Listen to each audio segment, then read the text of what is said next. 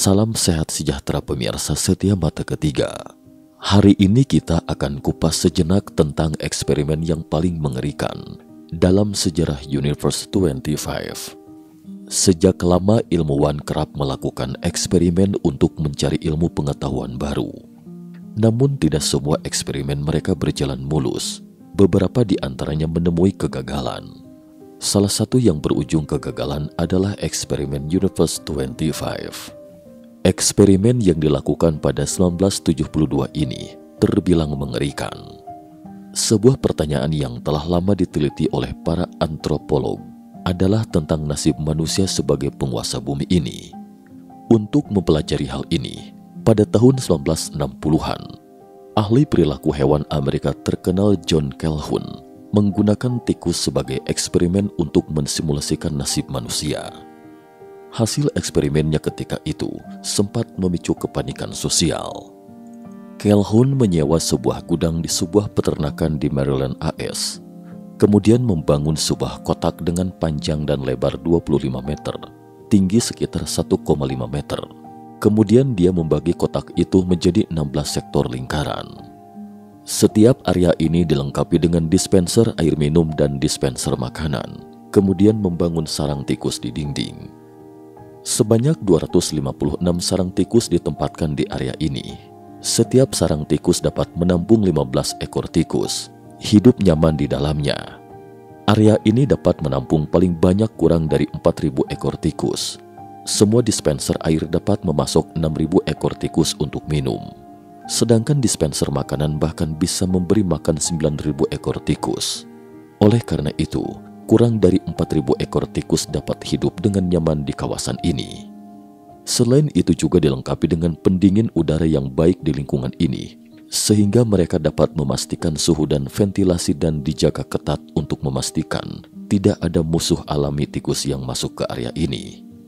Disediakannya lingkungan yang baik untuk menyingkirkan pengaruh semua lingkungan eksternal pada kehidupan tikus. Calhoun ingin tahu bagaimana perkembangan kawanan tikus ini tanpa kondisi eksternal yang berdampak buruk pada mereka. Setelah lingkungan percobaan siap, mereka memilih 4 tikus jantan dan 4 betina, atau 8 ekor tikus yang sehat dan mudah dimasukkan ke dalam. Bukankah itu mirip dengan Nuh?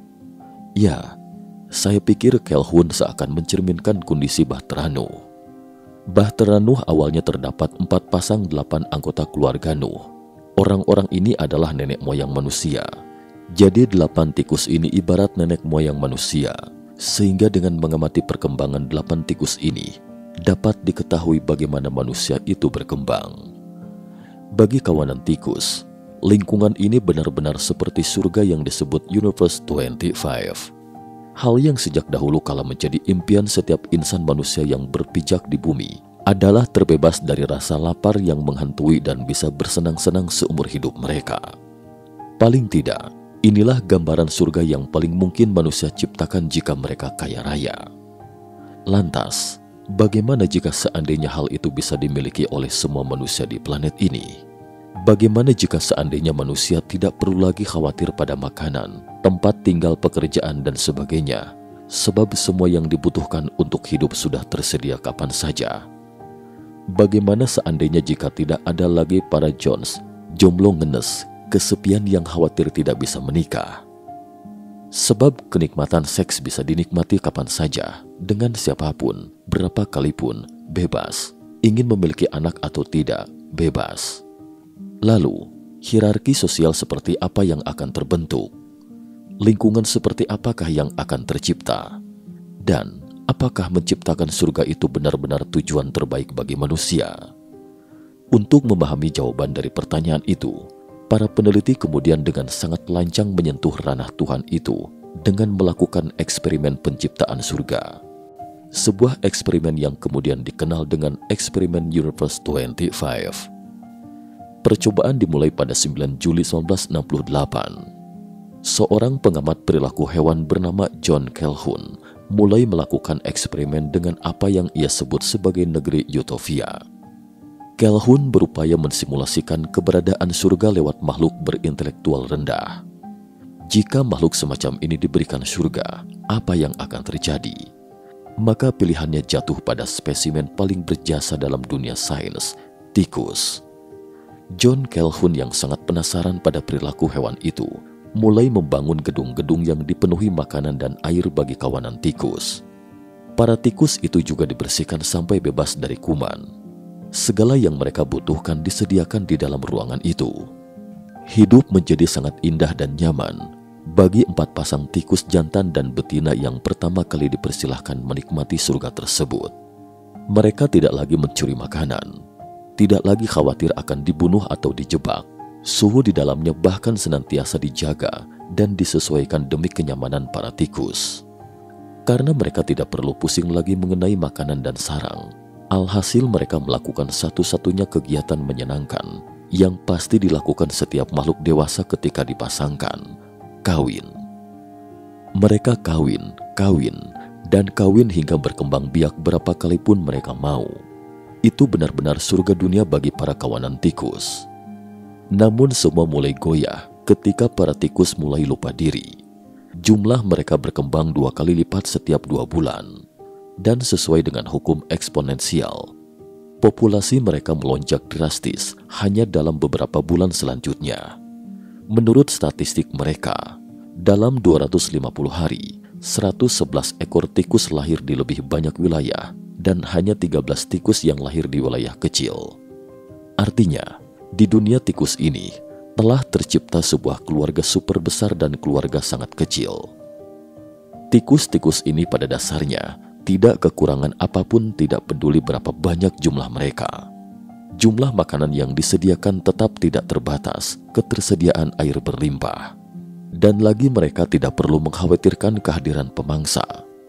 Hanya ada satu kekurangan yang tidak bisa dipenuhi oleh John Calhoun pada tikus-tikus yang sudah membludak ini. Ia tidak bisa memberikan penambahan ruang bagi para tikus tersebut. Karena sama halnya dengan manusia, tidak peduli jadi sekaya apapun seseorang, area tanah di bumi tidak akan pernah berubah menjadi lebih luas apabila telah mencapai overpopulasi. Begitupun halnya dengan kawanan tikus ini. Surga bagi mereka di dunia ini akan tetap ada, tapi urusan populasi dan ruang juga menjadi masalah mereka. Setelah hari ke-315, perkembangan populasi yang awalnya melonjak menjadi kian perlahan. Rupanya para tikus itu mulai menyadari bahwa ruang mereka hidup menjadi semakin sempit. Para tikus jantan dewasa yang awalnya bersikap seperti pemimpin mulai kehilangan otoritasnya karena ketiadaan wilayah kekuasaan. Semua tikus memahami bahwa mereka memiliki hak yang sama pada tempat tersebut, hingga akhirnya para tikus pun memutuskan tidak perlu lagi otoritas pemimpin. Semua wilayah adalah milik bersama. Pada akhirnya, aturan yang membimbing kehidupan tikus secara sosial mulai runtuh. Mereka menjadi makhluk yang egois, yang hanya peduli pada diri masing-masing. Hal ini membuat para tikus semakin tidak percaya pada sesama mereka. Biasanya tikus beraksi sendiri untuk mencari makanan dan makan di sana sendirian. Tetapi setelah laju peningkatan jumlah tikus melambat, tikus-tikus itu mulai beraksi secara kelompok. Mereka tidak lagi sendirian mencari makan, harus secara berkelompok.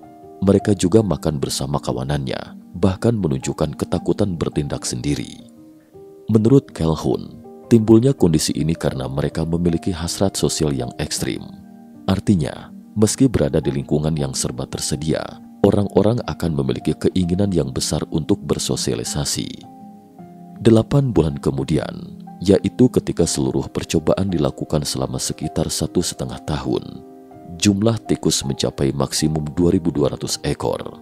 Sejak itu, jumlah tikus menurun, dengan kata lain, jumlah tikus yang lahir tidak sebanyak tikus yang mati. Lingkungan Universe 25 ini cukup untuk menampung 4.000 ekor tikus.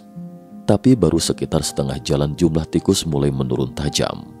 Hampir setiap hari, semua tikus berdiri di tengah menunggu dikasih makan dan mulai menyerang satu sama lainnya.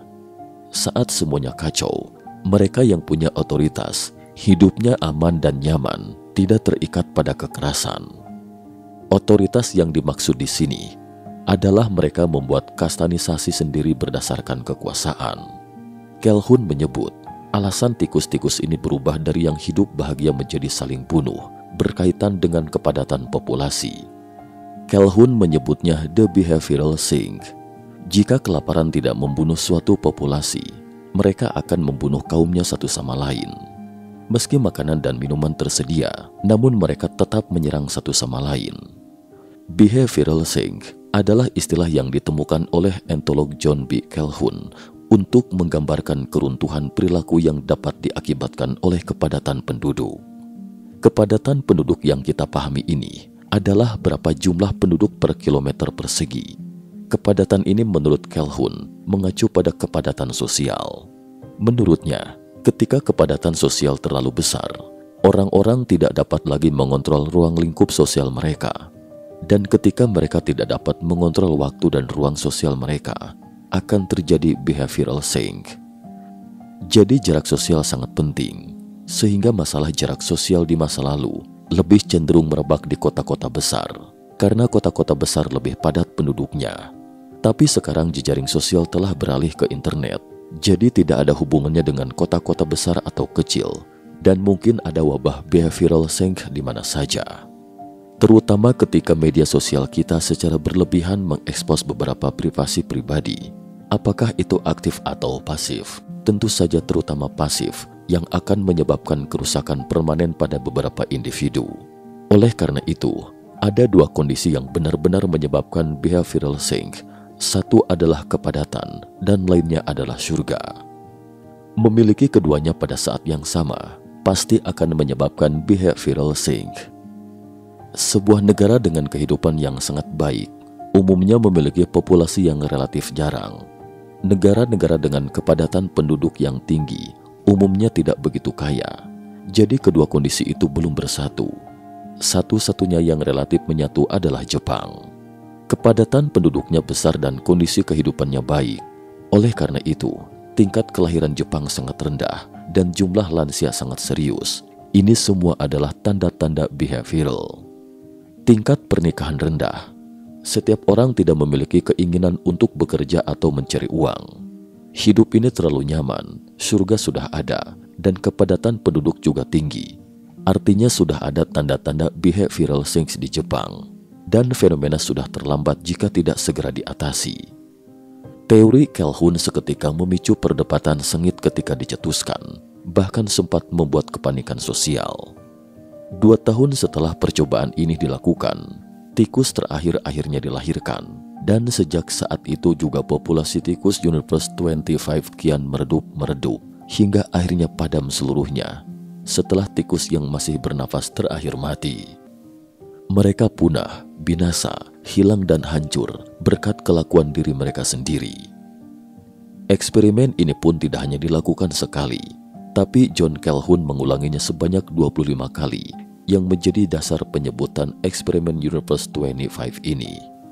Dan dari percobaan pertama hingga terakhir, semua hasilnya berakhir pada satu kesimpulan yang sama, kemusnahan total tanpa ampun. Surga dunia itu rupanya telah berubah menjadi ladang neraka. Negeri utopia itu telah menjelma menjadi wadah paling mengerikan bagi tikus manapun yang hidup di bumi, karena hanya yang paling kuat dan paling egois yang akan tetap bertahan hidup. Tikus-tikus yang lemah dan dianggap jelek dari kawanan tikus lainnya mulai membentuk kelompok sendiri-sendiri. Kawanan tikus yang gagah dan cantik-cantik pun juga mulai membentuk kawanan mereka sendiri. Segala serangan tanpa tujuan menjadi marak terjadi di dalam surga tersebut. Tikus-tikus bisa saling menyerang apabila merasa tidak suka pada tikus yang lain. Dan hal ini terus terjadi hingga menimbulkan banyak korban jiwa. Baik yang tampan, cantik, ataupun jelek, mereka saling bermusuhan tanpa sebab yang jelas. Untuk tikus-tikus yang sebelumnya berkeluarga, para pejantan menjadi terlalu bebas sehingga tidak peduli pada para betina yang sudah mereka kawini. Betina-betina yang lemah dan tanpa dukungan terpaksa mengalah dan menerima nasib mereka dipakai dan dipakai berulang kali. Penyiksaan demi penyiksaan pun semakin terfokus pada tikus-tikus lemah dan tidak memiliki kelompok kuat. Mereka disudutkan, didiskriminasi, dan disakiti di tempat yang seharusnya menjadi surga bagi siapapun. Karena hal ini, kawanan tikus betina menjadi stres. Mereka sadar tidak bisa melawan yang kuat, Maka target mereka pun beralih pada tikus paling lemah di dalam kelompok, anak-anak mereka sendiri. Kebencian mereka pada ketidakadilan terlampiaskan pada anak-anak yang tidak berdosa itu. Mereka menyiksanya. Hal ini tentu semakin menurunkan tingkat populasi tikus itu secara menyeluruh. Sedikit sekali tikus-tikus muda yang mencapai tahap dewasa, apalagi semakin sedikit tikus-tikus yang peduli. Kawanan tikus betina yang menyadari kengerian ini akhirnya mulai banyak menyendiri. Mereka sering terlihat sedang merenung di atas gedung sendirian, seakan ingin mengakhiri hidup. Agresivitas mereka meningkat dan menjauhi kelompok apapun. Mereka semakin tidak percaya pada para pejantan dan menolak keras untuk dikawini. Mereka memilih menjadi single abadi. Tak lama kemudian, muncullah generasi tikus-tikus jantan yang cantik-cantik selayaknya para betina. Dari sanalah muncul ketimpangan moral bagi para tikus yang seharusnya tidak terjadi. Mereka mulai berhubungan dengan sesama jenisnya sendiri demi memenuhi kebutuhan hasrat yang mulai tidak terkendali antara satu dengan yang lain. Meski ketersediaan makanan untuk kawanan tikus tetap terpenuhi, mereka mengalihkan hasrat kekerasan mereka pada seks. Terutama untuk generasi muda tikus itu, akhirnya mereka kecanduan pada hubungan badan sehingga menjadi hiperseks yang parah, bahkan pada sesama jenisnya sendiri. Lebih parahnya lagi, mereka membawa satu kebiasaan baru, yakni kanibalisme. Akibat banyaknya tingkat kematian dari hari ke hari, maka tak heran timbul hasrat untuk mencicipi daging sesamanya sendiri. Mereka mulai penasaran pada daging kaumnya sendiri, dan akhirnya mulai terbentuk golongan kanibalisme. Mereka yang merasa bosan dengan makanan yang sudah ada, mengalihkan kebosanan itu pada pembunuhan terhadap bayi-bayi tikus untuk dimakan. Praktek LGBT, lesbian, gay, biseksual, dan transgender meningkat dan menurunkan tingkat populasi secara drastis. Keganasan para tikus tetap tidak berkurang. Tidak ada penguasa yang dilantik, aturan ditiadakan secara mutlak, lingkungan menjadi tidak aman bagi siapapun. Yang kuat secara fisik semakin berjaya, dan yang lemah tinggal menunggu ajalnya saja. Surga dunia itu rupanya telah berubah menjadi ladang neraka. Negeri utopia itu telah menjelma menjadi wadah paling mengerikan bagi tikus manapun yang hidup di bumi.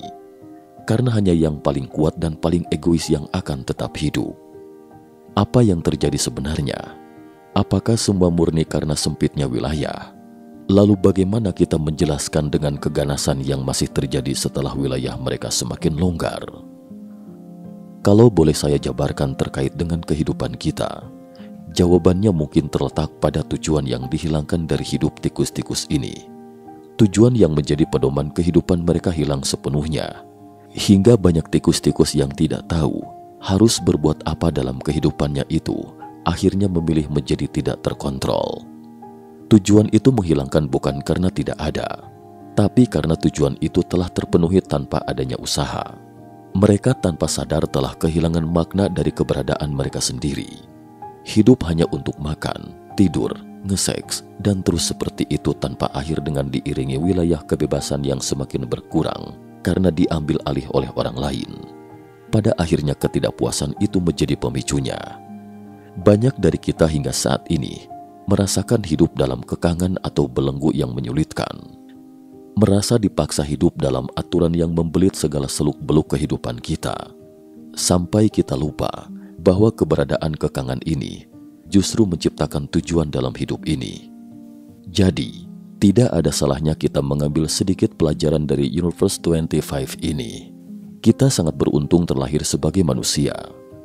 Kita memiliki kecerdasan yang kompleks sehingga bisa menciptakan tatanan hidup yang harmonis antara satu individu dengan individu lainnya. Tentunya ini sangat jauh berbeda dengan tatanan hidup para tikus yang diatur oleh sistem sesederhana pemimpin dan anggotanya. Kita memiliki undang-undang, moral, dan kebijaksanaan yang membimbing kita agar tidak terperosok oleh kekacauan meski tanpa pimpinan. Namun apakah hal serupa akan terjadi pada manusia andai kita ditempatkan pada situasi yang sama seperti mereka? Makanan yang senantiasa terpenuhi, tempat tinggal yang nyaman, dan kebutuhan seks kapan saja semau kita. Pada kenyataannya, kita masih jauh hingga bisa mencapai kondisi yang sama dengan para tikus itu. Kebutuhan kita masih berbeda antara satu atap dengan atap lainnya. Kemakmuran kita sama sekali tidak merata. Kesulitan masih kerap membelenggu kita, sehingga untuk mencapai negeri utopia tersebut sampai kini masih terbilang mustahil. Bahkan negeri kaya seperti Qatar pun tidak lepas dari kesenjangan sosial di dalamnya. Setiap negara masing-masing masih memiliki orang yang hidup susah di dalam masyarakat. Tapi ini bukan jaminan kita tidak akan mencapai tahap kehancuran yang sama seperti Universe 25. Kenyataannya, manusia juga sedang mengalami tahap kemunduran seperti yang dialami dengan Universe 25 itu. Perilaku LGBT yang semakin dianggap wajar, kelompok feminis garis keras yang semakin menolak keberadaan pria, maraknya kekerasan pada wanita, adanya diskriminasi, kebencian tanpa sebab, meningkatnya hubungan seks bebas, kaum yang menuntut kebebasan dan menolak keberadaan aturan yang dipaksakan pada mereka. Hewan sesederhana tikus saja menjadi hancur, rusak dan musnah dengan sendirinya setelah segala kekangan dalam hidup mereka dimusnahkan. Tidak peduli senyaman apa hidup mereka sebenarnya.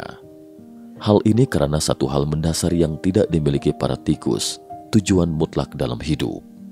Dan letak tujuan mutlak itu terletak pada adanya kepercayaan atau agama. Hal inilah yang membedakan kita dengan tikus-tikus itu selain kecerdasan. Lalu bagaimana dengan manusia andai segala agama itu juga ditiadakan? Padahal banyak manusia yang justru hidup berdasarkan pedoman agamanya. Aturan tidak membunuh, tidak memperkosa, mencuri, berbohong, menyakiti orang lain dan sebagainya. Apa jadinya jika manusia hidup tanpa diiringi kepercayaan atau agama pada entitas paling berkuasa ini? Dunia tanpa agama mungkin sekilas terdengar seperti negeri ideal bagi manusia yang ingin hidup hanya berdasarkan aturannya dan bebas dari belenggu berketuhanan. Tapi bagaimana dengan nasib negara yang tidak memiliki hukum dan aturan yang kuat di negeri mereka? Sebuah negeri yang tidak diatur oleh pemimpin kuat dan berwibawa, negeri yang sebatas mematuhi norma karena masih memandang adanya agama yang mereka percaya. Agama pada dasarnya menyediakan tata hidup, tujuan, serta aturan yang masih dilaksanakan secara mutlak. Keberadaan agama pada hakikatnya membangun kesadaran mandiri pada setiap manusia bahwa mereka akan bertanggung jawab pada diri mereka sendiri akibat perbuatan mereka, dan hal itu akan mereka bayar kelak di hadapan Tuhan mereka sendiri. Dengan atau tanpa hukum dari manusia, hal inilah yang tidak dimiliki para tikus Universe 25. Kepercayaan adanya hari pembalasan dari sifat buruk kita bisa mencegah kita menjadi monster tanpa logika. Karena manusia mengenal aspek agama inilah yang menjadi alasan kuat kita akan terhindar dari kehancuran total seperti kawanan tikus di atas. Dunia mungkin di masa depan, di suatu saat nanti bisa saja akan menjadi seperti negeri utopia. Tapi selama kita bisa mempertahankan nilai kemanusiaan yang ditanamkan di dalam hati lewat adanya keyakinan ini, maka rasanya mustahil kita menyentuh ranah primitif hingga memakan spesies sendiri. Agama selalu menjunjung cinta kasih dan kedamaian yang diyakini sebagai jalan terbaik menuju keseimbangan spiritual dan emosional. Ketika agama atau keyakinan semacam ini sudah hancur dan hilang sepenuhnya, saat itu jugalah satu-satunya palang pintu terakhir pembatas perilaku manusia selain norma akan hilang dari dunia. Bagaimana pendapat teman-teman? Apakah menciptakan surga dunia masih menjadi impian, atau justru meminimalisir kehancuranlah yang seharusnya kita fokuskan untuk menciptakan utopia sebenarnya? Cukup sekian dulu topik kita hari ini. Terima kasih atas perhatiannya.